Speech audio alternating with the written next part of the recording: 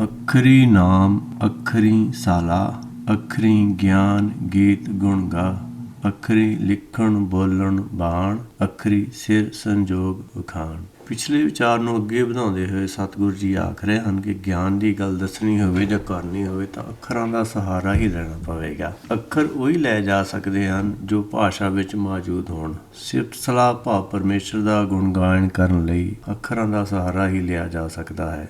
ਗਿਆਨ ਦੇ ਗੀਤ ਅੱਖਰਾਂ ਵਿੱਚ ਹੀ ਲਿਖੇ ਜਾ ਸਕਦੇ ਹਨ, ਪਰ ਜਦੋਂ ਉਹਨਾਂ ਅੱਖਰਾਂ ਨੂੰ ਪੜ੍ਹਨ ਵੇਲੇ ਬੋਲਿਆ ਜਾਵੇਗਾ ਤਾਂ ਉਸ ਦਾ ਨਾਮ ਅੱਖਰ ਦੀ ਬਜਾਏ ਬਾਣੀ ਹੋਵੇਗੀ। ਭਾਵ ਲਿਖਣ ਕਰਕੇ ਅੱਖਰ ਤੇ ਬੋਲਣ ਕਰਕੇ ਬਾਣੀ ਦੋ ਰੂਪ ਹੀ ਮੰਨੇ ਜਾਂਦੇ ਹਨ। ਹੁਣ ਅਸੀਂ ਇਹ ਪਰਮੇਸ਼ਰ ਦੇ ਮਿਲਾਪ ਦਾ ਵਿਖਿਆਨ ਭਾਵ ਪਰਮੇਸ਼ਰ ਨੂੰ ਮਿਲਣ ਦਾ ਉਪਦੇਸ਼ ਅੱਖਰਾਂ ਦੇ ਜੁੰਮੇ ਲਾਉਂਦੇ ਹੋਏ ਜਿਨ੍ਹਾਂ ਨੇ ਗੁਰਬਾਣੀ ਵਿੱਚ ਇਹ ਅੱਖਰ ਲਿਖੇ ਹਨ ਉਹਨਾਂ ਦੀ ਕੋਈ ਜ਼ਿੰਮੇਵਾਰੀ ਅੱਗੇ ਵਾਸਤੇ ਨਹੀਂ ਰਹੀ। ਜਿਨੀ ਇਹ ਲਿਖੇ ਤੇ ਸਿਰ ਨਾਹੀ, ਜਿਵ ਫਰਮਾਏ ਤਿਵ ਤਿਵ ਪਾਹੀ।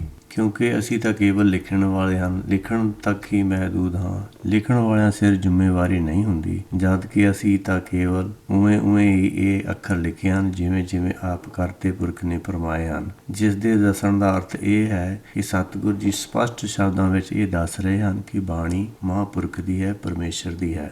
ਇਹ ਅਲੱਗ ਗੱਲ ਹੈ ਕਿ ਉਸਨੇ ਇਸ ਨੂੰ ਉਚਾਰਨ ਵੇਲੇ ਕਿਹੜੀ ਦੇਹੀ ਦੀ ਵਰਤੋਂ ਕੀਤੀ ਹੈ। ਇਸ ਲਈ ਉਹ ਕਹਿ ਰਹੇ ਹਨ ਕਿ ਅਸੀਂ ਤਾਂ ਕੇਵਲ ਲਿਖਣ ਵਾਲੇ ਹਾਂ। ਲਿਖਣ ਵਾਲਾ ਤਾਂ ਉਹ ਆਪ ਪਰਮੇਸ਼ਰ ਹੀ ਹੈ। ਨਾਨਕ ਤਾਂ ਕੇਵਲ ਬੁਲਾਇਆ ਹੀ ਬੋਲਦਾ ਹੈ, ਆਪ ਨਹੀਂ ਬੋਲਦਾ। ਜੇਤਾ ਕੀਤਾ ਤੇਤਾ ਨਾਉ। ਇਸ ਲਈ ਜਿਤਨੀ ਵੀ ਇਹ ਬਾਣੀ ਦੀ ਰਚਨਾ ਹੈ ਇਹ ਸਭ ਪਰਮੇਸ਼ਰ ਨੇ ਆਪ ਕੀਤੀ ਹੈ। ਭਾਵ ਇਹ ਬਾਣੀ ਰੂਪ ਕਿਰਤ ਦਾ ਕਰਤਾ ਉਹ ਆਪ ਹੀ ਹੈ। ਬਿਨ ਨਾਵੈ ਨਾਹੀ ਕੋ ਥਾਉ। ਭਾਵ ਕਿ ਇਸ ਬਾਣੀ ਦੀ ਰਚਨਾ ਵੇਲੇ ਸਾਡੇ ਆਪਣੇ ਮਨ ਦਾ ਕਿਧਰੇ ਵੀ ਕੋਈ ਦਖਲ ਨਹੀਂ ਹੈ। ਸਾਡੇ ਆਪਣੇ ਮਨ ਦੀ ਕਲਪਨਾ ਦੀ ਕੋਈ ਗੱਲ ਇਸ ਬਾਣੀ ਵਿੱਚ ਬਿਲਕੁਲ ਵੀ ਨਹੀਂ ਹੈ ਤੇ ਇਹ ਸਾਰੀ ਦੀ ਸਾਰੀ ਗੱਲ ਬ੍ਰਹਮ ਗਿਆਨ ਸਰੂਪ ਪਰਮੇਸ਼ਰ ਦੀ ਹੈ, ਜਿਸ ਵਿੱਚ ਉਹ ਹਰ ਜਗ੍ਹਾ ਇੱਕ ਰਸ ਭਰਪੂਰ ਹੈ। ਕੁਦਰਤ ਕਵਣ ਕਹਾਂ ਵਿਚਾਰ, ਵਾਰਿਆ ਨਾ ਜਾਵਾ ਏਕ ਵਾਰ, ਜੋ ਤੁਧ ਭਾਵੈ ਸਾਈ ਭਲੀਕਾਰ, ਤੂੰ ਸਦਾ ਸਲਾਮਤ ਨਿਰੰਕਾਰ। ਇਸ ਲਈ ਸਤਿਗੁਰੂ ਜੀ ਆਖਦੇ ਹਨ ਕਿ ਤੇਰੀ ਕੁਦਰਤ ਦੀ ਗੱਲ ਕੋਈ ਕਿਸ ਤਰ੍ਹਾਂ ਬਿਆਨ ਕਰ ਸਕਦਾ ਹੈ। ਆਪਣੀ ਗੱਲ ਤਾਂ ਤੂੰ ਆਪ ਹੀ ਦੱਸ ਸਕਦਾ ਹੈ। ਇਸ ਲਈ ਨਾਨਕ ਦਾ ਤੇਰੇ ਉੱਤੋਂ ਕੁਰਬਾਨ ਹੀ ਜਾ ਸਕਦਾ ਹੈ। ਤੂੰ ਸਦਾ ਥਿਰ ਨਿਰੰਕਾਰ ਹੈ। ਭਰੀਐ ਹੱਥ ਪੈਰ ਤਨ ਦੇ, ਪਾਣੀ ਧੋਤੈ ਉਤਰ ਸਖੇ, ਮੂਤ ਪਲੀਤੀ ਕੱਪੜ ਹੋਏ, ਦੇ ਸਾਬੂਨ ਲਈਏ ਉਹ ਧੋਏ। ਭਰੀਐ ਮਤ ਪਾਪਾ ਕਹਿ ਸੰਗ, ਉਹ ਧੋਪੈ ਨਾਵੈ ਕਹਿ ਰੰਗ। ਹੱਥ ਪੈਰ ਜਾਂ ਸਾਰਾ ਸਰੀਰ ਮਿੱਟੀ ਘੱਟੇ ਜਾਂ ਹੋਰ ਕਿਸੇ ਤਰ੍ਹਾਂ ਨਾਲ ਗੰਦਾ ਹੋ ਜਾਂਦਾ ਹੈ ਤਾਂ ਉਸਨੂੰ ਪਾਣੀ ਨਾਲ ਧੋ ਕੇ ਉਹ ਮੈਲ ਉਤਾਰੀ ਜਾ ਸਕਦੀ ਹੈ। ਅਤੇ ਮਲ ਮੂਤਰ ਦੁਆਰਾ ਗੰਦਾ ਹੋਇਆ ਵਸਤਰ ਜਾਂ ਕੱਪੜਾ ਸਾਬਣ ਲਗਾ ਕੇ ਧੋਣ ਨਾਲ ਸਾਫ਼ ਕੀਤਾ ਜਾ ਸਕਦਾ ਹੈ। ਇਸ ਤਰ੍ਹਾਂ ਨਾਲ ਮਨੁੱਖਾ ਮਨ ਦੀ ਪਰਮੇਸ਼ਰ ਦੇ ਹੁਕਮ ਤੋਂ ਉਲਟ ਚੱਲਣ ਕਰ ਲੱਗੀ ਹੋਈ ਮੈਲ ਪਰਮੇਸ਼ਰ ਦੇ ਗਿਆਨ ਨਾਲ ਉਸਦੇ ਹੁਕਮ ਨੂੰ ਬੁੱਝਣ ਨਾਲ ਹੀ ਉਤਰਦੀ ਹੈ। ਜਿਵੇਂ ਕਿ ਗੁਰਬਾਣੀ ਦਾ ਗੁਰਵਾਕ ਹੈ, ਮਨ ਧੋਵੋ ਸ਼ਬਦ ਲਾਗੋ, ਹਰਿ ਸੋ ਰਹੋ ਚਿਤ ਲਾਏ। ਭਰਾ ਮਨ ਨੂੰ ਧੋਣਾ ਹੈ ਤਾਂ ਸ਼ਬਦ ਦੀ ਕਸਵੱਟੀ 'ਤੇ ਲਾ ਕੇ ਦੇਖਣਾ ਪਵੇਗਾ ਕਿ ਸਾਡਾ ਵਿਚਾਰ ਸਹੀ ਹੈ ਜਾਂ ਗਲਤ ਹੈ। ਤਾਂ ਉਸ ਨੂੰ ਜੇ ਗਲਤ ਵਿਚਾਰ ਨੂੰ ਆਪਾਂ ਛੱਡ ਦੇਵਾਂਗੇ ਤਾਂ ਗੁਰਬਾਣੀ ਅਨੁਸਾਰ ਚੱਲਣ ਦੀ ਕੋਸ਼ਿਸ਼ ਕਰਾਂਗੇ ਤਾਂ ਆਪਣਾ ਮਨ ਧੋਤਾ ਜਾਵੇਗਾ। ਪਰ ਜੇ ਆਪਾਂ ਉਹਨੂੰ ਸੁਣ ਕੇ ਜਾਂ ਸਮਝ ਕੇ ਵੀ ਆਪਣੀ ਮਨਮਰਜ਼ੀ ਪਿੱਛੇ ਤੁਰਾਂਗੇ ਤਾਂ ਮਨ ਮੈਲਾ ਹੀ ਰਹੇਗਾ। ਗੁਰਬਾਣੀ ਦਾ ਗੁਰਵਾਕ ਹੈ, ਜਿਉਂ ਜਿਉਂ ਤੇਰਾ ਹੁਕਮ ਤਿਵੇਂ ਤਿਵ ਹੋਵਣਾ, ਜੈ ਜੈ ਰੱਖੇ ਆਪ ਤੈ ਜਾਈ ਖੜੋਵਣਾ, ਨਾਮ ਤੇਰੇ ਕੇ ਰੰਗੀ ਦੁਰਮਤੀ ਧੋਵਣਾ। ਭਾਵ ਕਿ ਜੇ ਆਪਾਂ ਗੁਰਬਾਣੀ ਦੇ ਹੁਕਮ ਵਿੱਚ ਚੱਲਾਂਗੇ ਤਾਂ ਮਨ ਧੋਤਾ ਜਾ ਸਕਦਾ। ਭਾਵ ਮਨ ਹੁਕਮ ਦਾ ਵਿਰੋਧ ਕਰਨ ਕਰਕੇ ਮੈਲਾ ਹੁੰਦਾ ਹੈ, ਪਰ ਜੇ ਹੁਕਮ ਵਿੱਚ ਚੱਲਾਂਗੇ ਤਾਂ ਇਹ ਧੋਤਾ ਜਾਂਦਾ ਹੈਗਾ। ਸੋ ਇਸ ਤਰ੍ਹਾਂ ਗੁਰਬਾਣੀ ਦਾ ਹੁਕਮ ਹੈ ਕਿ ਜਿਵੇਂ ਜਿਵੇਂ ਤੇਰਾ ਹੁਕਮ, ਜਿੱਦਾਂ ਜਿੱਦਾਂ ਤੇਰਾ ਹੁਕਮ ਹੈ ਉਸੇ ਤਰ੍ਹਾਂ ਹੀ ਹੁੰਦਾ ਹੈ। ਆਪਣੇ ਮਨ ਦੀ ਮਰਜ਼ੀ ਨਾਲ ਕੁਛ ਨਹੀਂ ਹੁੰਦਾ ਹੈ। ਇਸ ਕਰਕੇ ਜਿਵੇਂ ਜਿਵੇਂ ਪਰਮੇਸ਼ਰ ਦਾ ਹੁਕਮ ਆਪਾਂ ਨੂੰ ਹੋ ਰਿਹਾ ਆਪਾਂ ਨੂੰ ਉਹਦੇ ਵਿੱਚ ਹੀ ਉਹਦਾ ਭਾਣਾ ਮੰਨ ਕੇ ਉਹਨੂੰ ਉਹਦੇ ਅਨੁਸਾਰ ਚੱਲਣ ਦੀ ਕੋਸ਼ਿਸ਼ ਕਰਨੀ ਚਾਹੀਦੀ ਹੈਗੀ ਹੈ। ਅਤੇ ਸੱਚ ਦਾ ਗਿਆਨ ਲੈ ਕੇ ਆਪਾਂ ਜਿਹੜੀ ਦੁਰਮਤ ਹੈਗੀ ਆ ਗੁਰੂ ਤੋਂ ਦੂਰ ਕਰਨ ਵਾਲੀ ਮੱਤ ਭਾਵ ਹੁਕਮ ਦੇ ਅਗੇਂਸਟ ਚੱਲਣ ਵਾਲੀ ਮੱਤ ਨੂੰ ਧੋ ਸਕਦੇ ਹਾਂ। ਇਸ ਤਰ੍ਹਾਂ ਇਹ ਮੱਤ ਜਿਹੜੀ ਹੁਕਮ ਦਾ ਵਿਰੋਧ ਕਰਨ ਕਰਕੇ ਮੈਲੀ ਹੋਈ ਹੈ ਉਹਨੂੰ ਆਪਾਂ ਨਾਮ ਦੇ ਰੰਗ ਨਾਲ ਧੋ ਕੇ ਗੁਰਮਤਿ ਨੂੰ ਲੈ ਕੇ ਭਾਵ ਸੱਚ ਦਾ ਗਿਆਨ ਲੈ ਕੇ ਹੁਕਮ ਵਿੱਚ ਚੱਲ ਕੇ ਧੋ ਸਕਦੇ ਹਾਂ। ਹੋਰ ਕਿਸੇ ਵੀ ਜਪ ਤਪ ਜਾਂ ਪੁੰਨ ਦਾਨ ਤੀਰਥ ਵਰਤ ਨੇਮ ਆਦਿ ਨਾਲ ਨਹੀਂ ਉਤਰਦੀ। ਪੁੰਨੀ ਪਾਪੀ ਆਖਣ ਨਾਹੀਂ, ਕਰ ਕਰ ਕਰਨਾ ਲਿਖ ਲੈ ਜਾਓ। ਆਪੇ ਬੀਜ ਆਪੇ ਹੀ ਖਾਓ, ਨਾਨਕ ਹੁਕਮੀ ਆਓ ਜਾਓ। ਪਰ ਪੁੰਨ ਪਾਪ ਦੀ ਵਿਚਾਰਧਾਰਾ ਦੇ ਧਾਰਨੀ ਇਹ ਮੰਨਦੇ ਹਨ ਕਿ ਮਨੁੱਖ ਦੇ ਕੀਤੇ ਹੋਏ ਪਾਪਾਂ ਨੂੰ ਉਤਾਰਨ ਲਈ ਦਾਨ ਪੁੰਨ ਕਰਨੇ ਪੈਂਦੇ ਹਨ। ਦਾਨ ਤਾਂ ਬ੍ਰਾਹਮਣ ਹੀ ਲੈਣ ਦੇ ਅਧਿਕਾਰੀ ਸਨ, ਜਿਸ ਤੋਂ ਸਾਫ਼ ਸਮਝ ਆਉਂਦਾ ਕਿ ਪੁੰਨ ਪਾਪ ਦੀ ਵਿਚਾਰਧਾਰਾ ਬ੍ਰਾਹਮਣਾਂ ਨੇ, ਜਿਹੜੇ ਕਿ ਆਪਣੇ ਆਪ ਨੂੰ ਲੋਕਾਂ ਦੇ ਗੁਰੂ ਮੰਨਦੇ ਸਨ, ਆਪਣੇ ਲਾਲਚ ਲਈ ਘੜੀ ਸੀ। ਇਸ ਲਈ ਇਹ ਕਰਮ ਫਿਲਾਸਫੀ ਨੂੰ ਘਾੜਨ ਵਾਲੇ ਬ੍ਰਾਹਮਣ ਲੋਕ ਗੁਰਮਤਿ ਨਾਲ ਸਹਿਮਤ ਕਿਵੇਂ ਹੋ ਸਕਦੇ ਹਨ? ਉਹਨਾਂ ਦਾ ਤਾਂ ਵਿਰੋਧ ਕਰਨਾ ਕੁਦਰਤੀ ਹੀ ਸੀ। ਉਹ ਵਿਰੋਧ ਤਾਂ ਭਗਤ ਕਬੀਰ ਜੀ ਦੀ ਇਸ ਪੰਕਤੀ ਤੋਂ ਸਾਫ਼ ਝਲਕਦਾ ਹੈ, ਜਿਸ ਵਿੱਚ ਉਹ ਆਖਦੇ ਹਨ, ਕਬੀਰ ਬਾਮਨ ਗੁਰੂ ਹੈ ਜਗਤ ਕਾ, ਭਗਤਨ ਕਾ ਗੁਰ ਨਾਹੀਂ। ਭਾਵ ਕਿ ਬ੍ਰਾਹਮਣਾਂ ਨੂੰ ਭਾਵੇਂ ਸਾਰੇ ਲੋਕ ਗੁਰੂ ਮੰਨਦੇ ਹਨ, ਪਰ ਭਗਤ ਇਸ ਦੀ ਵਿਚਾਰਧਾਰਾ ਨੂੰ ਪ੍ਰਵਾਨ ਨਹੀਂ ਕਰਦੇ। ਭਗਤ ਬ੍ਰਾਹਮਣਾਂ ਦੀ ਵਿਚਾਰਧਾਰਾ ਦੇ ਧਾਰਨੀ ਨਹੀਂ। ਭਗਤਾਂ ਦਾ ਮੰਨਣਾ ਹੈ ਕਿ ਸੰਸਾਰ ਵਿੱਚ ਜੋ ਕੁਝ ਹੋ ਰਿਹਾ ਹੈ ਉਹ ਸਭ ਪਰਮੇਸ਼ਰ ਦਾ ਕੀਤਾ ਹੋ ਰਿਹਾ ਹੈ। ਪਰ ਬ੍ਰਾਹਮਣੀ ਵਿਚਾਰਧਾਰਾ ਕਰਮ ਫਿਲਾਸਫੀ ਇਸ ਤੋਂ ਉਲਟੇ ਮੰਨਦੀ ਕਿ ਆਦਮੀ ਆਪਣੀ ਮਰਜ਼ੀ ਨਾਲ ਜੋ ਚਾਹੇ ਕਰ ਸਕਦਾ ਹੈ। ਇਸ ਲਈ ਉਹ ਮੰਨਦੇ ਹਨ ਕਿ ਆਦਮੀ ਪੁੰਨ ਪਾਪ ਕਰ ਸਕਦਾ ਹੈ। ਪਰ ਗੁਰਮਤਿ ਵਿੱਚ ਆਦਮੀ ਦੇ ਇਸ ਭਰਮ ਨੂੰ ਕਿ ਮੈਂ ਕੁਛ ਕਰ ਸਕਦਾ ਹਾਂ, ਇਸ ਦੇ ਜੰਮਣ ਮਰਨ ਵਿੱਚ ਪਏ ਰਹਿਣ ਲਈ ਜ਼ਿੰਮੇਵਾਰ ਮੰਨਿਆ ਹੈ। ਫਰਮਾਨ ਹੈ, ਜਬ ਇਹ ਜਾਣੇ ਮੈਂ ਕਿਛ ਕਰਤਾ, ਤਬ ਲਗ ਗਰਭ ਜੋਨੀ ਮੈਂ ਫਿਰਤਾ। ਕਿ ਜਿੰਨਾ ਚਿਰ ਇਹ ਸੋਚਦਾ ਕਿ ਮੈਂ ਕੁਛ ਕਰ ਸਕਦਾ ਹਾਂ, ਉਨਾ ਚਿਰ ਇਹਨੂੰ ਜਨਮ ਮਰਨ ਦਾ ਚੱਕਰ ਇਹਦੇ ਪਿਆ ਰਹਿੰਦਾ ਹੈ ਅਤੇ ਜਨਮ ਮਰਨ ਦੇ ਚੱਕਰ ਵਿੱਚ ਆਉਂਦਾ ਰਹਿੰਦਾ ਹੈ। ਉਪਰੋਕਤ ਵਿਚਾਰ ਤੋਂ ਭਾਵੇਂ ਸਪਸ਼ਟ ਹੈ ਕਿ ਪੁੰਨ ਪਾਪ ਦੀ ਵਿਚਾਰਧਾਰਾ ਮਨ ਘੜਤ ਹੈ, ਜਿਸ ਪਿੱਛੇ ਘਾੜਨਹਾਰਿਆਂ ਦੀ ਲੋਭੀ ਪ੍ਰਵਿਰਤੀ ਕੰਮ ਕਰਦੀ ਸਾਫ਼ ਨਜ਼ਰ ਆਉਂਦੀ ਹੈ। ਦੂਸਰੇ ਪਾਸੇ ਗੁਰਮਤਿ ਵਿਚਾਰਧਾਰਾ ਨੂੰ ਜੋ ਕੁਛ ਹੋ ਰਿਹਾ ਹੈ ਇਹ ਸਭ ਪਰਮੇਸ਼ਰ ਦੇ ਹੁਕਮ ਨਾਲ ਹੀ ਹੋ ਰਿਹਾ ਹੈ ਨੂੰ ਇਹ ਬ੍ਰਾਹਮਣ ਲੋਕ ਮੰਨ ਤਾਂ ਲੈਂਦੇ ਹਨ, ਪਰ ਫਿਰ ਵੀ ਪੂਰੀ ਤਰ੍ਹਾਂ ਇਹ ਗੱਲ ਨਹੀਂ ਮੰਨਦੇ ਕਿ ਆਦਮੀ ਪਾਪ ਪੁੰਨ ਨਹੀਂ ਕਰ ਸਕਦਾ, ਜਿਸ ਤੋਂ ਸਾਫ਼ ਨਜ਼ਰ ਆਉਂਦਾ ਹੈ ਕਿ ਇਹਨਾਂ ਲੋਕਾਂ ਦੀ ਬੁੱਧੀ ਜਾਂ ਤਾਂ ਉਲਝੀ ਹੋਈ ਹੋਣ ਕਰਕੇ ਇਹਨਾਂ ਨੂੰ ਸਮਝ ਨਹੀਂ ਆ ਰਹੀ, ਜਾਂ ਫਿਰ ਇਹ ਜਾਣ ਬੁੱਝ ਕੇ ਸਮਝਣ ਦੀ ਕੋਸ਼ਿਸ਼ ਹੀ ਨਹੀਂ ਕਰ ਰਹੇ। ਕਾਰਨ ਭਾਵੇਂ ਉਹਨਾਂ ਦੀ ਮੱਤ ਉਲਝੀ ਹੋਈ ਹੋਵੇ ਜਾਂ ਉਹਨਾਂ ਦਾ ਸਵਾਰਥ। ਪਰ ਇੱਥੇ ਸਤਿਗੁਰੂ ਜੀ ਕਹਿ ਰਹੇ ਹਨ ਕਿ ਪੁੰਨੀ ਪਾਪੀ ਇਸ ਵਿਚਾਰਧਾਰਾ ਨਾਲ ਸਹਿਮਤ ਹੋਣ ਤੋਂ ਇਨਕਾਰੀ ਹਨ ਕਿ ਮਨ ਦੀ ਮਲੀਨਤਾ ਪਰਮੇਸ਼ਰ ਦੇ ਨਾਮ ਨਾਲ, ਗਿਆਨ ਨਾਲ ਕੱਟੀ ਜਾ ਸਕਦੀ ਹੈ। ਪੁੰਨੀ ਪਾਪੀ ਆਖਣ ਨਾਹੀਂ, ਭਾਵ ਪੁੰਨੀ ਪਾਪੀ ਇਨਕਾਰੀ ਹਨ ਕਿ ਉਹਨਾਂ ਦਾ ਮੰਨਣਾ ਇਹ ਹੈ ਕਿ ਆਦਮੀ ਦੇ ਕੀਤੇ ਹੋਏ ਪੁੰਨ ਜਾਂ ਪਾਪ ਲਿਖੇ ਹੋਏ ਉਸ ਦੇ ਨਾਲ ਜਾਂਦੇ ਹਨ। ਉਹਨਾਂ ਦੇ ਬੀਜੇ ਹੋਏ ਪੁੰਨ ਪਾਪ ਹੀ ਉਹਨਾਂ ਨੂੰ ਅਗਲੇ ਜਨਮ ਵਿੱਚ ਭੋਗਣੇ ਹੁੰਦੇ ਹਨ। ਪਰ ਗੁਰਮਤਿ ਦਾ ਕਹਿਣਾ ਹੈ ਕਿ ਪੁੰਨ ਪਾਪ ਜੋ ਬੀਜਦੇ ਸਭ ਧਰਮ ਰਾਏ ਕੇ ਜਾਈ, ਜਿਸ ਦਾ ਅਰਥ ਹੈ ਕਿ ਇਹ ਪੁੰਨ ਬੀਜਣ ਵਾਲੇ ਤਾਂ ਧਰਮਰਾਜ ਦੇ ਪਾਸ ਹੀ ਜਾਂਦੇ ਰਹਿਣਗੇ ਜਿੰਨਾ ਚਿਰ ਉਹ ਇਹ ਗੱਲ ਮੰਨਦੇ ਹਨ। ਪਰ ਜਦ ਇਹ ਮੰਨ ਲੈਣਗੇ ਕਿ ਜੰਮਣਾ ਮਰਨਾ ਸਭ ਹੁਕਮ ਹੈ, ਪੁੰਨ ਪਾਪ ਇਸ ਦਾ ਕਾਰਨ ਨਹੀਂ ਹੋ ਸਕਦਾ, ਤਾਂ ਜੰਮਣ ਮਰਨ ਦਾ ਗੇੜ ਹੀ ਮੁੱਕ ਜਾਵੇਗਾ।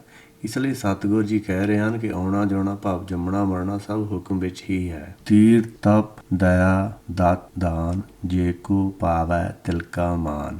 ਸੁਣਿਆ ਮੰਨਿਆ ਮਨ ਕੀਤਾ ਭਾਉ, ਅੰਤਰਗਤ ਤੀਰਥ ਮਲ ਨਾਉ। ਸਭ ਗੁਣ ਤੇਰੇ ਮੈਂ ਨਾਹੀਂ ਕੋਈ, ਬਿਨ ਗੁਣ ਕੀਤੇ ਭਗਤੀ ਨਾ ਹੋਈ।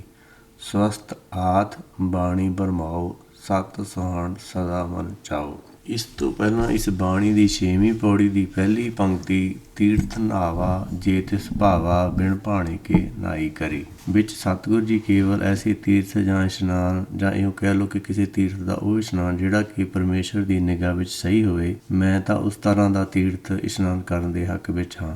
ਪਰ ਜਿਸ ਇਸ਼ਨਾਨ ਕਰਨ ਨਾਲ ਦਰਗਾਹ ਵਿੱਚ ਕੋਈ ਲਾਭ ਹੀ ਨਾ ਹੋਵੇ, ਉਸ ਤੀਰਥ ਇਸ਼ਨਾਨ ਨੂੰ ਮੈਂ ਐਵੇਂ ਫਜ਼ੂਲ ਜਿਹੀ ਗੱਲ ਮੰਨਦਾ ਹਾਂ। ਪਰ ਇੱਥੇ ਸਤਿਗੁਰੂ ਜੀ ਉਹਨਾਂ ਲੋਕਾਂ ਨੂੰ ਜਿਹੜੇ ਤੀਰਥ ਇਸ਼ਨਾਨ ਵਿੱਚ ਵਿਸ਼ਵਾਸ ਰੱਖਦੇ ਸੀ, ਪਾਣੀ ਦੇ ਕਿਨਾਰਿਆਂ 'ਤੇ ਮੰਦਰ ਬਣਾ ਕੇ ਉਹਨਾਂ ਸਥਾਨਾਂ ਨੂੰ ਤੀਰਥ ਮੰਨ ਬੈਠੇ ਸਨ ਅਤੇ ਉਹਨਾਂ 'ਤੇ ਇਸ਼ਨਾਨ ਅਤੇ ਪੁੰਨਦਾਨ ਕਰਨ ਦੇ ਫਲ ਜੋ ਸ਼ਾਸਤਰਾਂ ਵਿੱਚ ਲਿਖੇ ਹੋਏ ਸਨ, ਉਹਨਾਂ 'ਤੇ ਵਿਸ਼ਵਾਸ ਰੱਖਦੇ ਸਨ। ਬਾਰੇ ਆਖਦੇ ਹਨ ਕਿ ਇਹਨਾਂ ਤੀਰਥ ਦੇ ਇਸ਼ਨਾਨਾਂ ਕਰਨ ਦਾ, ਇਹਨਾਂ ਤੀਰਥਾਂ 'ਤੇ ਬੈਠ ਕੇ ਜਪ ਤਪ ਆਦਿ ਕਰਨ ਦਾ ਅਤੇ ਕਿਸੇ ਉੱਪਰ ਦਇਆ ਧਾਰ ਕੇ ਦਾਨ ਦੇਣ ਦਾ ਜੇ ਕੋਈ ਫਲ ਪ੍ਰਾਪਤ ਹੁੰਦਾ ਤਾਂ ਉਹ ਇਹਨਾਂ ਕਰਮਾਂ ਦੇ ਕਰਨ ਵਾਲਿਆਂ ਵਾਸਤੇ ਇੱਕ ਮਾਨ, ਪ੍ਰਤਿਸ਼ਠਾ, ਸੰਸਾਰੀ ਸ਼ੋਹਰਤ ਤੋਂ ਸਿਵਾਏ ਹੋਰ ਕੁਝ ਵੀ ਨਹੀਂ ਹੈ। ਥੋੜ੍ਹਾ ਬਹੁਤਾ ਸੰਸਾਰੀ ਮਾਣ ਮਿਲ ਜਾਂਦਾ ਹੈ, ਜਿਹੜਾ ਕਿ ਨਾਲ ਦੀ ਨਾਲ ਹੰਕਾਰ ਦਾ ਰੂਪ ਧਾਰਨ ਕਰ ਲੈਂਦਾ ਹੈ। ਫਲਸਰੂਪ ਹੰਕਾਰ ਹੋਰ ਵੱਧ ਕੇ ਸ਼ਕਤੀਸ਼ਾਲੀ ਹੋ ਜਾਂਦਾ ਹੈ। ਹੁਣ ਸਤਿਗੁਰੂ ਜੀ ਗੁਰਮਤਿ ਦੇ ਤੀਰਥ ਇਸ਼ਨਾਨ ਦੀ ਗੱਲ ਕਰਦੇ ਹੋਏ ਆਖਦੇ ਹਨ ਕਿ ਇਸ ਰੱਬੀ ਬਾਣੀ ਨੂੰ ਜਿਸ ਨੇ ਪਹਿਲਾਂ ਸੁਣਿਆ, ਫਿਰ ਇਸ ਨੂੰ ਸਮਝ ਕੇ ਇਸ ਉੱਤੇ ਪੂਰਨ ਤੌਰ 'ਤੇ ਅਡੋਲ ਭਰੋਸਾ ਕੀਤਾ ਅਤੇ ਇਸ ਤੋਂ ਪ੍ਰਾਪਤ ਹੋਏ ਗਿਆਨ ਨਾਲ ਮਨ ਦਾ ਪ੍ਰੇਮ ਜੋੜ ਲਿਆ ਅਤੇ ਮਨ ਵਿੱਚੋਂ ਮਾਇਆ ਦੇ ਪ੍ਰੇਮ ਦੀ ਜੜ੍ਹ ਪੁੱਟ ਦਿੱਤੀ, ਕਿਉਂਕਿ ਸੱਚਾ ਪ੍ਰੇਮ ਕੇਵਲ ਇੱਕ ਨਾਲ ਹੀ ਹੋ ਸਕਦਾ ਹੈ। ਜਿਹੜਾ ਪ੍ਰੇਮ ਦੋ ਜਗ੍ਹਾ ਹੋ ਜਾਵੇ ਉਹ ਪ੍ਰੇਮ ਨਹੀਂ, ਸਵਾਰਥ ਬਣ ਜਾਂਦਾ ਹੈ। ਜਿਵੇਂ ਕਿ ਗੁਰਬਾਣੀ ਦਾ ਵਾਕ ਹੈ, ਜਿਨ ਪ੍ਰੇਮ ਕੀਓ ਤਿਨ ਹੀ ਪ੍ਰਭ ਪਾਇਓ। ਗੁਰਬਾਣੀ ਨਾਲ ਇਸ ਤਰੀਕੇ ਨਾਲ ਕੀਤਾ ਹੋਇਆ ਪ੍ਰੇਮ ਹੀ ਅੰਦਰ ਮਨ ਦੀ ਸਾਰੀ ਮੈਲ ਕੱਟ ਦਿੰਦਾ ਹੈ।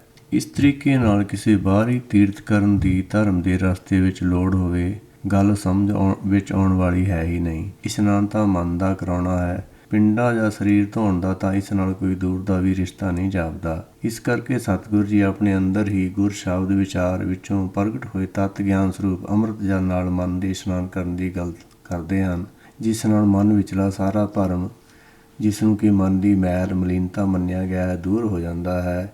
ਗਿਆਨ ਦੇ ਪ੍ਰਗਾਸ ਨਾਲ ਮਨ ਸੂਝਵਾਨ ਤੇ ਉਜਲਾ ਹੋ ਜਾਂਦਾ ਹੈ। ਜਿਵੇਂ ਕਿ ਗੁਰਬਾਣੀ ਦਾ ਵਾਕ ਹੈ, ਸੰਸਾਰ ਰੋਗੀ ਨਾਮ ਦਾਰੂ ਮੈਲ ਲਾਗੇ ਸੱਚ ਬਿਨਾ, ਗੁਰਬਾਕ ਨਿਰਮਲ ਸਦਾ ਚਾਨਣ ਨਿਤ ਸਾਚ ਤੀਰਥ ਮਜਨਾ। ਭਾਵ ਕਿ ਸੰਸਾਰ ਜਿਹੜਾ ਹੈਗਾ ਉਹ ਰੋਗੀ ਕਿਉਂ ਹੈ? ਕਿਉਂਕਿ ਉਹ ਹੁਕਮ ਦੇ ਆਪਣੀ ਮਨ ਦੀ ਮਰਜ਼ੀ ਪਿੱਛੇ ਚੱਲਦਾ ਹੈ, ਅਤੇ ਜਿਹੜਾ ਜੇ ਹੁਕਮ ਵਿੱਚ ਚੱਲਦਾ ਤਾਂ ਇਹ ਨਾਮ ਦਾ ਦਾਰੂ ਨੂੰ ਮਿਲਦਾ, ਉਹਦੇ ਨਾਲ ਉਹਦੀ ਮਨ ਦੀ ਮੈਲ ਦੂਰ ਹੁੰਦੀ ਹੈ। ਇਸੇ ਤਰ੍ਹਾਂ ਜਿਹੜੇ ਗੁਰਵਾਕ ਨਿਰਮਲ ਸਦਾ ਚਾਨਣ, ਜਿਹੜੇ ਗੁਰੂ ਦੇ ਵਾਕ ਹਨ, ਗਿਆਨ ਵਾਲੇ ਵਾਕ ਹਨ, ਉਹ ਸਦਾ ਹੀ ਮਨ ਨੂੰ ਚਾਨਣ ਦੇਣ ਵਾਲੇ ਹਨ, ਮਨ ਵਿੱਚ ਗਿਆਨ ਪੈਦਾ ਕਰਨ ਵਾਲੇ ਹਨ, ਅਤੇ ਉਹਦੇ ਨਾਲ ਮਨ ਦੀ ਮੈਲ ਜਿਹੜੀ ਕੱਟੀ ਜਾ ਸਕਦੀ ਹੈ, ਹੋਰ ਕੋਈ ਤਰੀਕਾ ਨਹੀਂ ਹੈ। ਇਸ ਪ੍ਰਚੰਡ ਗਿਆਨ ਦੀ ਅਵਸਥਾ ਵਿੱਚ ਜਾ ਕੇ ਹੀ ਸਮਝ ਆਉਂਦੀ ਹੈ ਕਿ ਗੁਣ ਤਾਂ ਸਾਰੇ ਦੇ ਸਾਰੇ ਪਰਮੇਸ਼ਰ ਦੇ ਹੀ ਹਨ। ਉਹ ਤਾਂ ਗੁਣਹੀਨਾਂ ਨੂੰ ਗੁਣ ਦੇਣ ਵਾਲਾ ਹੈ ਅਤੇ ਗੁਣਵੰਤਿਆਂ ਨੂੰ ਹੋਰ ਗੁਣ ਦੇ ਕੇ ਪੂਰਨ ਕਰਨ ਵਾਲਾ ਹੈ। ਮੇਰਾ ਗੁਣ ਤਾਂ ਇਸ ਵਿੱਚ ਕੋਈ ਵੀ ਨਹੀਂ ਹੈ। ਮੈਂ ਤਾਂ ਆਪਣੇ ਆਪ ਹੀ ਵਿੱਚ ਕਿਸੇ ਔਗੁਣ ਦੀ ਉਪਜ ਹਾਂ, ਜਾਂ ਜਿਸ ਨੂੰ ਭਰਮ ਕਿਹਾ ਜਾਂਦਾ ਹੈ। ਇਸ ਲਈ ਭਰਮ ਦਾ ਨਾਸ ਹੋ ਜਾਣ ਤੋਂ ਪਹਿਲਾਂ ਇਸ ਮੈਂ ਦੀ ਸਮਝ ਆਉਣੀ ਬਹੁਤ ਜ਼ਰੂਰੀ ਹੈ। ਇਸ ਲਈ ਸਤਿਗੁਰੂ ਜੀ ਦਾ ਫਰਮਾਨ ਹੈ, ਹਉਮੈ ਬੂਝੇ ਤਾਂ ਦਰ ਸੂਝੇ। ਇਸ ਲਈ ਸਤਿਗੁਰੂ ਜੀ ਆਖਦੇ ਹਨ ਕਿ ਜਿੰਨਾ ਚਿਰ ਮਨੁੱਖ ਆਪਣੇ ਅੰਦਰ ਗੁਣ ਪੈਦਾ ਨਹੀਂ ਕਰਦਾ, ਉਨਾ ਚਿਰ ਉਸਦਾ ਇਹ ਸਮਝਣਾ ਕਿ ਮੈਂ ਭਗਤੀ ਕਰ ਰਿਹਾ ਹਾਂ, ਇਹ ਉਸਦੀ ਵੱਡੀ ਭੁੱਲ ਹੈ। ਗੁਰਮਤਿ ਵਿੱਚ ਗੁਰ ਕੀ ਮਤ ਲੈਣੀ, ਅਤੇ ਉਹ ਸਾਰੇ ਗੁਣ ਜੋ ਗੁਰਮਤਿ ਵਿੱਚ ਦੱਸੇ ਗਏ ਹਨ ਆਪਣੇ ਅੰਦਰ ਪੈਦਾ ਕਰਨੇ ਹੀ ਭਗਤੀ ਹੈ। ਪਰ ਇਹ ਗੁਣ ਪਰਮੇਸ਼ਰ ਦੀ ਕਿਰਪਾ ਹਾਸਲ ਕੀਤੇ ਬਿਨਾਂ ਪੈਦਾ ਨਹੀਂ ਹੋ ਸਕਦੇ। ਇਸ ਲਈ ਪਰਮੇਸ਼ਰ ਦੀ ਕਿਰਪਾ ਹਾਸਲ ਕਰਨੀ ਬਹੁਤ ਜ਼ਰੂਰੀ ਹੈ। ਇਹ ਗੁਰਬਾਣੀ ਭਾਵ ਬਾਣੀ ਬਰਮਾਓ ਭਾਵ ਬ੍ਰਹਮ ਬਾਣੀ, ਪਰਮੇਸ਼ਰ ਦੀ ਬਾਣੀ ਸਵਸਥ ਭਾਵ ਅਰੋਗਤਾ ਲਈ, ਹਉਮੈ ਰੋਗ ਦੂਰ ਕਰਨ ਲਈ ਅਤੀ ਕੀਮਤੀ ਵਸਤੂ ਭਾਵ ਦਵਾਈ ਹੈ, ਜਿਸ ਵਿੱਚੋਂ ਪ੍ਰਾਪਤ ਹੋਣ ਵਾਲਾ ਸੱਚ ਭਾਵ ਸੱਚਾ ਗਿਆਨ ਜੋ ਕਿ ਨਾਸਵੰਤ ਨਹੀਂ ਹੈ। ਇਸ ਲਈ ਮਨ ਵਿੱਚੋਂ ਮਰਨ ਦਾ ਭੈ ਸਦਾ ਲਈ ਖਤਮ ਕਰ ਦਿੰਦਾ ਹੈ। ਇਸ ਲਈ ਇਹ ਮਨ ਨੂੰ ਬਹੁਤ ਹੀ ਸੁਹਾਵਣਾ ਲੱਗਦਾ ਹੈ। ਲੱਗੇ ਵੀ ਕਿਉਂ ਨਾ, ਜੋ ਚੀਜ਼ ਮਨ ਨੂੰ ਸਦਾ ਜੀਵਨ ਦੀ ਦਾਤ ਬਖਸ਼ਣ ਵਾਲੀ ਹੋਵੇ, ਉਸ ਤੋਂ ਚੰਗੀ ਹੋਰ ਕੋਈ ਚੀਜ਼ ਉਸ ਮਨ ਲਈ ਕੀ ਹੋ ਸਕਦੀ ਹੈ। ਇਸ ਲਈ ਮਨ ਵਿੱਚ ਇਸ ਗਿਆਨ ਦੀ ਪ੍ਰਾਪਤੀ ਦਾ ਚਾਉ ਦਿਨ ਪ੍ਰਤੀ ਦਿਨ ਵੱਧਦਾ ਚਲਿਆ ਜਾਂਦਾ ਹੈ। ਕਵਣ ਸੋ ਵੇਲਾ ਵਕਤ ਕਵਣ ਥਿਤੀ ਕਵਣ ਵਾਰ, ਕਵਣ ਸੁਰਤੀ ਮਾਹੋ ਕਵਣ ਜਿਤ ਹੋਆ ਆਕਾਰ, ਵੇਲ ਨ ਪਾਈਆ ਪੰਡਤੀ ਜੇ ਹੋਵੈ ਲੇਖ ਪੁਰਾਣ, ਵਕਤ ਨ ਪਾਇਓ ਕਾਦੀਆ ਜੇ ਲਿਖਨੀ ਲੇਖ ਕੁਰਾਨ। ਥਿਤੀ ਵਾਰ ਨ ਜੋਗੀ ਜਾਣੇ, ਰੁਤੀ ਮਾਹੋ ਨ ਕੋਈ, ਜਾ ਕਰਤਾ ਸ੍ਰਿਸ਼ਟੀ ਕੋ ਸਾਜੇ ਆਪੈ ਜਾਣੈ ਸੋਈ।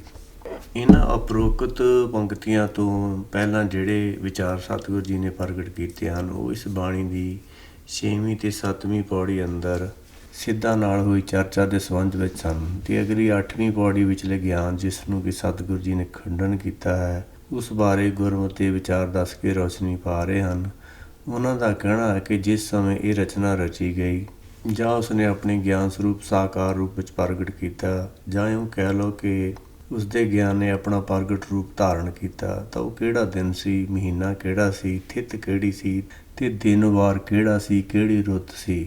ਉਹਨਾਂ ਦਾ ਕਹਿਣਾ ਹੈ ਕਿ ਪੰਡਤਾਂ ਨੂੰ ਵੀ ਉਸ ਸਮੇਂ, ਉਸ ਦਿਨ, ਉਸ ਘੜੀ ਦਾ, ਉਸ ਰੁੱਤ ਦਾ ਗਿਆਨ ਹੋਵੇ ਇਉਂ ਜਾਪਦਾ ਨਹੀਂ, ਕਿਉਂਕਿ ਪੁਰਾਣਾਂ ਨੂੰ ਪੜ੍ਹਨ ਤੋਂ ਪਤਾ ਲੱਗਦਾ ਹੈ ਕਿ ਜੇ ਉਹਨਾਂ ਨੂੰ ਇਸ ਦਾ ਪਤਾ ਹੁੰਦਾ ਤਾਂ ਉਹ ਇਹਨਾਂ ਪੁਰਾਣਾਂ ਵਿੱਚ ਜ਼ਰੂਰ ਲਿਖਦੇ। ਨਾ ਮੁਸਲਮਾਨਾਂ ਨੇ ਆਪਣੀਆਂ ਕਿਤਾਬਾਂ ਵਿੱਚ ਕਿਧਰੇ ਇਸ ਦਾ ਕੋਈ ਜ਼ਿਕਰ ਕੀਤਾ ਹੈ, ਜਿਸ ਤੋਂ ਉਹਨਾਂ ਦੇ ਇਸ ਗਿਆਨ ਤੋਂ ਅਣਜਾਣੇ ਹੋਣ ਦਾ ਪਤਾ ਲੱਗਦਾ ਹੈ। ਜੋਗੀਆਂ ਨੇ ਜਿਹੜੀਆਂ ਥਿੱਤਾਂ ਚੰਦਰਮਾ ਦੇ ਘਟਣ ਵਧਣ ਨਾਲ ਮੰਨੀਆਂ ਹੋਈਆਂ ਹਨ, ਇਹ ਇਸ ਨੂੰ ਬਹੁਤ ਵੱਡਾ ਗਿਆਨ ਸਮਝਦੇ ਸੀ। ਪਰ ਅਸਲੀ ਗਿਆਨ ਤਾਂ ਇਸ ਗੱਲ ਦੇ ਦੱਸਣ ਵਿੱਚ ਹੈ ਕਿ ਜਿਸ ਰੋਜ਼ ਇਹ ਰਚਨਾ ਰਚੀ ਗਈ ਉਸ ਸਮੇਂ ਥਿੱਤ ਕਿਹੜੀ ਸੀ। ਪਰ ਜੋਗੀਆਂ ਨੂੰ ਤਾਂ ਥਿੱਤ ਵਾਰ ਦਾ, ਨਾ ਕਿਸੇ ਰੁੱਤ ਦਾ, ਮਹੀਨੇ ਦਾ ਪਤਾ ਹੀ ਨਹੀਂ ਸੀ। ਜੇ ਪਤਾ ਹੁੰਦਾ ਤਾਂ ਉਹਨਾਂ ਨੇ ਦੱਸਿਆ ਹੁੰਦਾ। ਇਸ ਲਈ ਕੋਈ ਨਹੀਂ ਜਾਣਦਾ ਕਿ ਜਿਸ ਵਕਤ ਇਹ ਰਚਨਾ ਵਜੂਦ ਵਿੱਚ ਆਈ ਉਦੋਂ ਕਿਹੋ ਜਿਹਾ ਸਮਾਂ ਸੀ। ਦੱਸਣ ਵਾਲਾ ਵੀ ਉਸ ਸਮੇਂ ਦੀ ਗੱਲ ਨੂੰ ਕੌਣ ਹੋ ਸਕਦਾ ਹੈ? ਉਸ ਵੇਲੇ ਤਾਂ ਉਹ ਕੇਵਲ ਇਕੱਲਾ ਹੀ ਸੀ। ਦੇਖਣ ਵਾਲੇ ਜਾਂ ਦੇਖ ਕੇ ਦੱਸਣ ਵਾਲੇ ਦੱਸਣਯੋਗ ਤਾਂ ਬਹੁਤ ਚਿਰ ਪਿੱਛੋਂ ਹੋਏ ਹਨ। ਇਹੀ ਕਾਰਨ ਹੈ ਕਿ ਇਸ ਸਮੇਂ ਦੇ ਪ੍ਰਤੀ ਸਾਡੀ ਅਣਜਾਣਤਾ ਦਾ।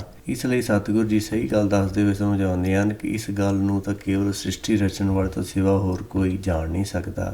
ਕਿਵ ਕਰ ਆਖਾਂ ਕਿਵ ਸਲਾਹੀ, ਕਿਉ ਵਰਣੀ ਕਿਵ ਜਾਣਾ। ਨਾਨਕ ਆਖਣ ਸਭ ਕੋ ਆਖੈ, ਇੱਕ ਦੂ ਇੱਕ ਸਿਆਣਾ। ਵੱਡਾ ਸਾਹਿਬ ਵੱਡੀ ਨਾਈ, ਕੀਤਾ ਜਾ ਕਾ ਹੋਵੇ। ਨਾਨਕ ਜੇ ਕੋ ਆਪੋ ਜਾਣਾ, ਅੱਗੇ ਗਿਆ ਨਾ ਸੋਏ। ਇੱਥੇ ਸਤਿਗੁਰੂ ਨਾਨਕ ਦੇਵ ਜੀ ਇਸ ਕਥਨ ਦੀ ਰੋਸ਼ਨੀ ਵਿੱਚ ਕਹਿ ਰਹੇ ਹਨ ਕਿ ਮੈਂ ਵੀ ਕਿਸ ਤਰ੍ਹਾਂ ਕੁਝ ਕਹਿ ਸਕਦਾ ਕਿ ਰਚਨਾ ਕਦੋਂ ਹੋਈ, ਕਿਹੜੀ ਰੁੱਤੇ ਹੋਈ। ਮੇਰੇ ਕੋਲ ਵੀ ਕੋਈ ਹੋਰ ਐਸਾ ਕਿਹੜਾ ਤਰੀਕਾ ਹੈ ਜਿਸ ਨਾਲ ਮੈਂ ਇਸ ਦੀ ਸਾਰੀ ਜਾਣਕਾਰੀ ਪ੍ਰਾਪਤ ਕਰਾਂ ਤੇ ਫਿਰ ਉਸ ਦਾ ਬਿਆਨ ਕਰਾਂ।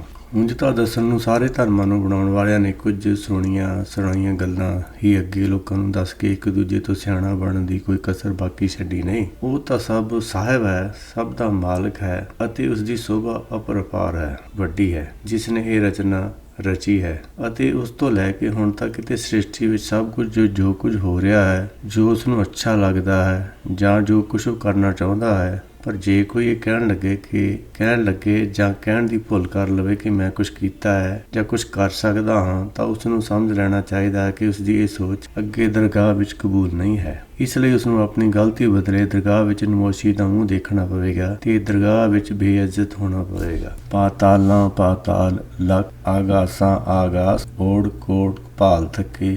ਵੇਦ ਕਹਿਨ ਇੱਕ ਬਾਤ, ਸਹਿਸ 18 ਕਹਿਨ ਕਤੇਬਾ। ਅਸਲੂ ਇੱਕ ਧਾਤ, ਲੇਖਾ ਹੋਏ ਤਾਂ ਲਿਖੀਏ, ਲੇਖੇ ਹੋਏ ਵਿਨਾਸ਼। ਨਾਨਕ ਵੱਡਾ ਆਖੀਐ, ਆਪੈ ਜਾਣੈ ਆਪ। ਪਿਛਲੀ ਪੌੜੀ ਵਿੱਚ ਉਹਨਾਂ ਲੋਕਾਂ ਦਾ ਜ਼ਿਕਰ ਸੀ ਜਿਨ੍ਹਾਂ ਨੇ ਸੁਣੀਆਂ ਸੁਣਾਈਆਂ ਦੰਤ ਕਥਾਵਾਂ ਦੇ ਆਧਾਰ ਤੇ ਜਾਂ ਫਿਰ ਆਪਣੀ ਕਲਪਨਾ ਦੇ ਆਧਾਰ ਤੇ ਸ੍ਰਿਸ਼ਟੀ ਦੀ ਰਚਨਾ ਬਾਰੇ ਆਪਣੇ ਧਰਮ ਗ੍ਰੰਥਾਂ ਵਿੱਚ ਜਾਣਕਾਰੀ ਦਰਜ ਕੀਤੀ। ਲੇਕਿਨ ਉਹਨਾਂ ਤੋਂ ਪਿੱਛੇ ਜਿਵੇਂ ਸੰਸਾਰ ਦੇ ਗਿਆਨ ਵਿੱਚ ਵਾਧਾ ਹੁੰਦਾ ਗਿਆ, ਤਿਵੇਂ ਹੀ ਕੁਝ ਐਸੇ ਤੱਥ ਸਾਹਮਣੇ ਆਉਂਦੇ ਰਹੇ ਜੋ ਉਹਨਾਂ ਧਰਮ ਗ੍ਰੰਥਾਂ ਵਿਚਲੇ ਕਥਨਾਂ ਨੂੰ ਝੁਠਲਾਉਂਦੇ ਸਨ। ਧਰਮ ਇੱਕ ਐਸਾ ਵਿਸ਼ਾ ਹੈ ਜੋ ਉਸਦੇ ਧਾਰਨੀਆਂ ਦੀ ਸ਼ਰਧਾ ਕਾਰਨ ਉਹਨਾਂ ਦੀਆਂ ਭਾਵਨਾਵਾਂ ਦਾ ਰੂਪ ਬਣ ਜਾਂਦਾ ਹੈ। ਪਰ ਜਦੋਂ ਕੋਈ ਉਸ ਧਰਮ ਦੀ ਦੱਸੀ ਹੋਈ ਗੱਲ ਗਲਤ ਸਿੱਧ ਹੋ ਜਾਵੇ ਤਾਂ ਉਸ ਦੇ ਮੰਨਣ ਵਾਲਿਆਂ ਦੀ ਭਾਵਨਾ ਨੂੰ ਸੱਟ ਵੱਜਦੀ ਹੈ। ਪਰ ਕੁਝ ਲੋਕ ਐਸੇ ਵੀ ਹੁੰਦੇ ਹਨ ਜਿਹੜੇ ਭਾਵਕ ਘੱਟ ਅਤੇ ਸੂਝਵਾਨ ਵੱਧ ਹੁੰਦੇ ਹਨ। ਇਹਨਾਂ ਲੋਕਾਂ ਦਾ ਉਸ ਵੇਲੇ ਧਰਮ ਤੋਂ ਵਿਸ਼ਵਾਸ ਥਿੜਕਣ ਲੱਗ ਜਾਂਦਾ ਹੈ ਜਦੋਂ ਇਸ ਧਰਮ ਗ੍ਰੰਥ ਵਿਚਲੀਆਂ ਗੱਲਾਂ ਮੌਕੇ ਦੀ ਖੋਜ ਤੋਂ ਉਪਜੇ ਗਿਆਨ ਰੂਪੀ ਤਰਕਾਂ ਦੀ ਮਾਰ ਵਿੱਚ ਆ ਜਾਂਦੀਆਂ ਹਨ। ਉਸ ਧਰਮ ਕੋਲ ਉਹਨਾਂ ਤਰਕਾਂ ਦਾ ਉੱਤਰ ਨਾ ਹੋਣ ਕਰਕੇ ਧਰਮ ਦੇ ਕਰਤਾ ਦੀ ਸੂਝ ਦਾ ਗਿਆਨ ਲੋਕਾਂ ਸਾਹਮਣੇ ਨੰਗਾ ਹੋ ਜਾਂਦਾ ਹੈ। ਇਸ ਲਈ ਸਤਿਗੁਰੂ ਨਾਨਕ ਦੇਵ ਜੀ ਜਾਂ ਇਸ ਤੋਂ ਪਹਿਲਾਂ ਕਿਸੇ ਵੀ ਗੁਰਮਤਿ ਦੇ ਧਾਰਨੀ ਨੇ ਕਦੇ ਕੋਈ ਐਸੀ ਕੱਚੀ ਗੱਲ ਨਹੀਂ ਕੀਤੀ ਜਿਸ ਦਾ ਕਿਸੇ ਵੇਲੇ ਅਗਾਂਹ ਚੱਲ ਕੇ ਕਿਸੇ ਵੀ ਤਰਕ ਦੀ ਮਾਰ ਹੇਠ ਆ ਜਾਣ ਦਾ ਖਤਰਾ ਹੋਵੇ। ਇਸ ਲਈ ਗੁਰਬਾਣੀ ਨੂੰ ਪੱਕੀ ਬਾਣੀ ਕਿਹਾ ਗਿਆ ਹੈ ਜਾਂ ਤੁਰਕੀ ਬਾਣੀ ਕਿਹਾ ਗਿਆ ਹੈ। ਹੁਣ ਸਤਿਗੁਰੂ ਜੀ ਰਚਨਾ ਬਾਰੇ ਕੁਝ ਕਹਿਣ ਵੇਲੇ ਉਪਰੋਕਤ ਵਿਚਾਰ ਦੀ ਰੋਸ਼ਨੀ ਵਿੱਚ ਦੱਸ ਰਹੇ ਹਨ ਕਿ ਜੇ ਆਕਾਸ਼ਾਂ ਤੇ ਪਤਾਲਾਂ ਵਿੱਚ ਉੱਡ ਕੇ ਦੇਖੀਏ ਤਾਂ ਇਹਨਾਂ ਦੀ ਗਿਣਤੀ ਲੱਖਾਂ ਕਰੋੜਾਂ ਭਾਵ ਅਣਗਿਣਤ ਹੈ। ਪਤਾ ਨਹੀਂ ਕਿਤਨੇ ਖੋਜੀ ਖੋਜ ਕੇ ਥੱਕ ਗਏ, ਪਰ ਕਿਸੇ ਨੂੰ ਵੀ ਕੋਈ ਥਹੁ ਸਿਰਾ ਨਹੀਂ ਮਿਲਿਆ। ਇਸ ਦੇ ਨਾਲ ਹੀ ਗਿਆਨਵਾਨਾਂ ਨੇ, ਬ੍ਰਹਮ ਗਿਆਨੀਆਂ ਨੇ ਜੋ ਦੱਸਿਆ ਹੈ ਕਿ ਪਤਾਲ ਅਤੇ ਆਕਾਸ਼ ਗਿਣੇ ਨਹੀਂ ਜਾ ਸਕਦੇ, ਖੋਜੇ ਨਹੀਂ ਜਾ ਸਕਦੇ। ਇਸ ਗੱਲ ਉੱਤੇ ਸਾਰੇ ਖੋਜੀ ਅਤੇ ਗਿਆਨੀ ਇੱਕਮਤ ਹਨ। ਹੋਰ ਹਜ਼ਾਰਾਂ ਗ੍ਰੰਥ ਅਤੇ 18 ਪੁਰਾਣ ਕੇਵਲ ਸ੍ਰਿਸ਼ਟੀ ਦੀ ਬਣਤਰ ਨੂੰ ਇੱਕ ਮਾਇਆ ਰੂਪੀ ਧਾਤ ਤੋਂ ਹੀ ਬਣਿਆ ਮੰਨਦੇ ਹਨ। ਇਸ ਤੋਂ ਅੱਗੇ ਰਚਨਾ ਬਾਰੇ ਇਸ ਲਈ ਲਿਖਣ ਦੀ ਕੋਈ ਜ਼ਰੂਰਤ ਨਹੀਂ, ਕਿਉਂਕਿ ਇਹ ਗੱਲ ਲਿਖਣ ਵਿੱਚ ਆ ਹੀ ਨਹੀਂ ਸਕਦੀ। ਪਰ ਫਿਰ ਵੀ ਜੋ ਇਹ ਅੱਜ ਦੀ ਸਾਰੀ ਸ੍ਰਿਸ਼ਟੀ ਦੀ ਸਥਿਤੀ ਨੂੰ ਲਿਖਣ ਲੱਗੇ, ਜਿਵੇਂ ਜੋ ਚੀਜ਼, ਪੇੜ ਪੌਦੇ, ਜੀਵ ਜੰਤੂ, ਪਸ਼ੂ ਪੰਛੀ, ਜਲ ਥਲ ਜਿਸ ਹਾਲਾਤ ਵਿੱਚ ਲਿਖਣ ਵੇਲੇ ਹੋਣਗੇ, ਉਹ ਹਾਲਾਤ ਕੁਝ ਦੇਰ ਬਾਅਦ ਬਦਲ ਜਾਵੇਗੀ, ਕਿਉਂਕਿ ਮਾਇਆ ਵਿੱਚ ਲਗਾਤਾਰ ਪਰਿਵਰਤਨ ਹੁੰਦਾ ਰਹਿੰਦਾ ਹੈ। ਜਿਵੇਂ ਕਿ ਗੁਰਬਾਣੀ ਦਾ ਗੁਰਵਾਕ ਹੈ, ਬਿਨਸੇਗਾ ਰੂਪ ਦੇਖੇਗੀ ਦੁਨੀਆ। ਇਸ ਲਈ ਇਸ ਦੇ ਰਿਕਾਰਡ ਰੱਖਣ ਦਾ ਕੋਈ ਲਾਭ ਨਹੀਂ, ਕਿਉਂਕਿ ਕੁਛ ਦੇਰ ਬਾਅਦ ਹੀ ਇਹ ਰਿਕਾਰਡ ਮੌਕੇ ਮੁਤਾਬਕ ਗਲਤ ਸਿੱਧ ਹੋ ਜਾਵੇਗਾ।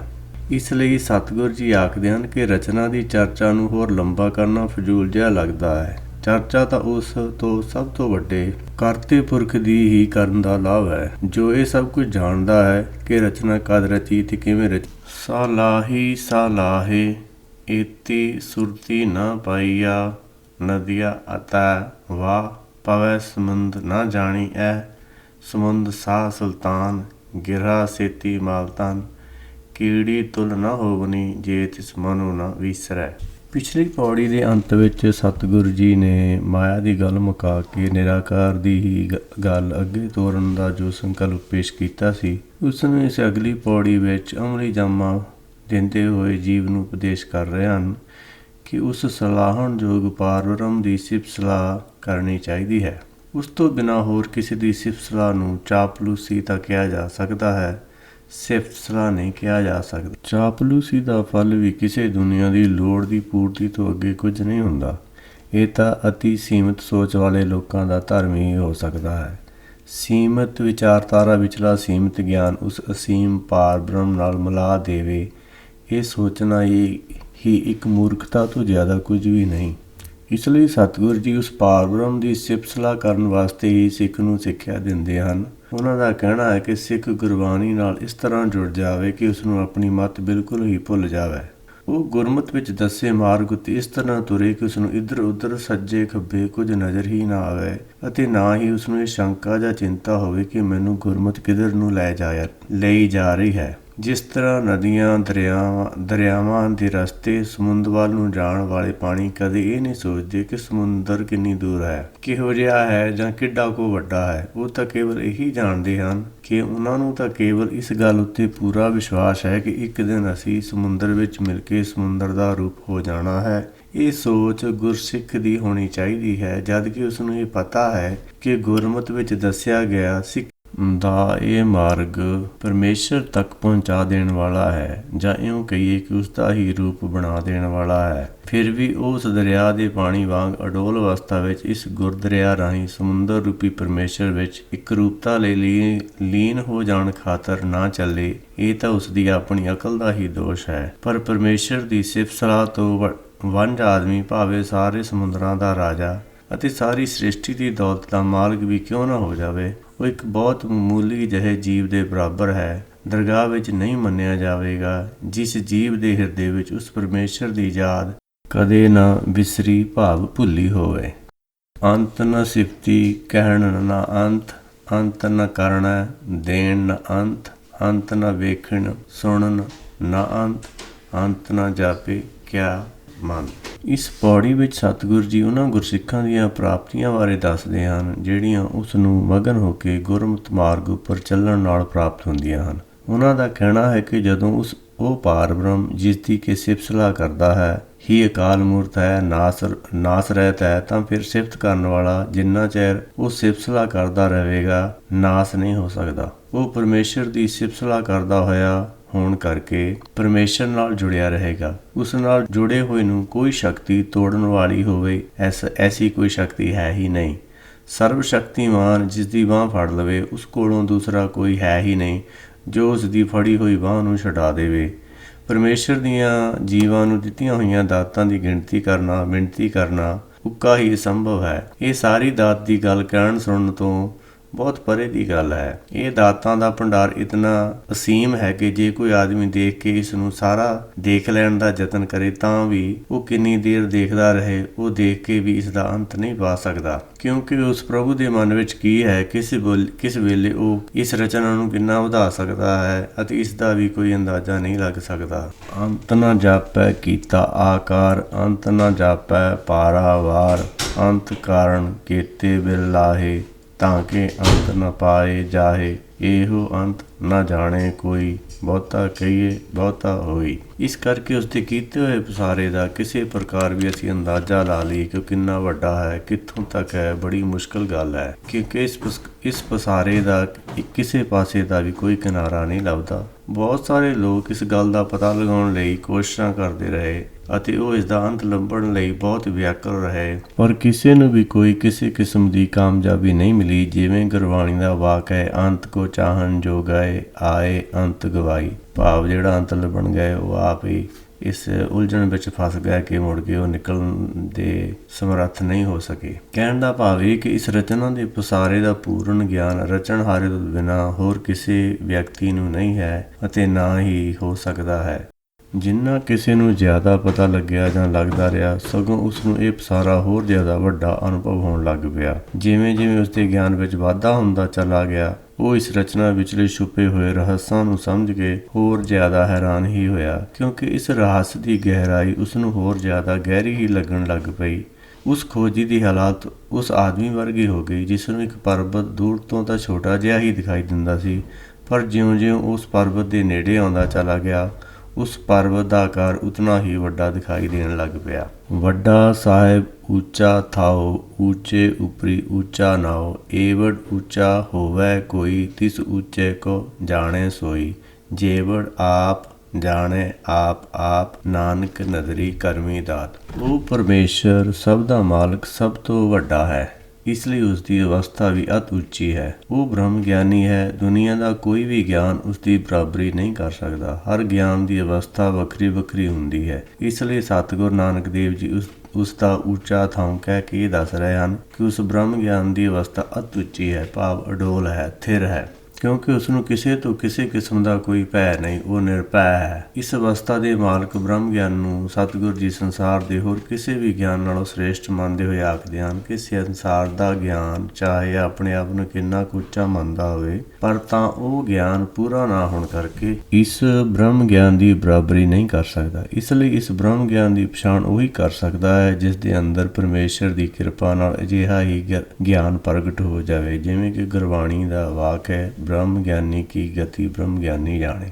ਕਿਉਂਕਿ ਐਡਾ ਵੱਡਾ ਗਿਆਨ ਕੇਵਲ ਇੱਕ ਇਹੋ ਹੀ ਗਿਆਨ ਹੈ, ਇਸ ਲਈ ਇਹ ਗਿਆਨ ਆਪਣੇ ਸਰੂਪ ਦੀ ਪਛਾਣ ਕੇਵਲ ਆਪ ਹੀ ਕਰ ਸਕਦਾ ਹੈ। ਸੱਚ ਤਾਂ ਪਰ ਜਾਣੀਏ ਜਾਂ ਸੱਚ ਧਰੇ ਪਿਆਰ, ਸੱਚ ਤਾਂ ਪਰ ਜਾਣੀਏ ਜਾਂ ਹਿਰਦੇ ਸੱਚਾ ਹੋਏ। ਭਾਵ ਸੱਚ ਤੋਂ ਬਗੈਰ ਸੱਚ ਨੂੰ ਪਛਾਣ ਲੈਣਾ ਅਸੰਭਵ ਹੈ। ਮਲੀਨ ਸੱਚ ਪੂਰਨ ਸੱਚ ਦੀ ਸਹੀ ਪਛਾਣ ਨਹੀਂ ਕਰ ਸਕਦਾ, ਪਰ ਇਸ ਸੱਚ ਦੀ ਪ੍ਰਾਪਤੀ ਦਾ ਕੇਵਲ ਪਰਮ ਸੱਚ ਪਰਮੇਸ਼ਰ ਤੋਂ ਬਿਨਾਂ ਹੋਰ ਕਿਤੇ ਹੋ ਹੀ ਨਹੀਂ ਸਕਦੀ। ਉਹ ਖੁਦ ਹੀ ਕਿਰਪਾ ਕਰੇ, ਆਪਣਾ ਆਪਾ ਜੀਵ ਨੂੰ ਬਖਸ਼ ਦੇਵੇ, ਜੀਵ ਦਾ ਆਪਾ ਭਾਵ ਮਿਟਾ ਦੇਵੇ, ਤਾਂ ਹੀ ਜੀਵ ਆਪਣੇ ਅੰਦਰਲੇ ਨੂੰ ਪਛਾਣ ਸਕਦਾ ਹੈ।